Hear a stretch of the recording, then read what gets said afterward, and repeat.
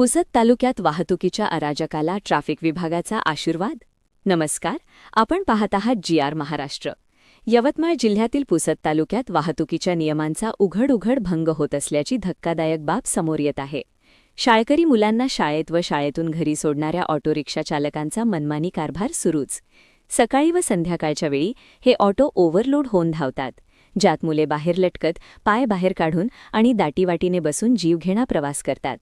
तरीही स्थानिक ट्रॅफिक विभाग याकडे जाणून बुजून दुर्लक्ष करत असल्याने जनतेत संताप व्यक्त होत आहे.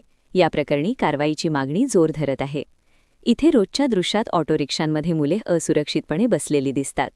एका स्थानिक पालकाने सांगितले, मुलांचा जीव धोक्यात टाकून हे चालक पैसे कमावतात, पण ट्रॅफिक पोलीस कुठे आहेत?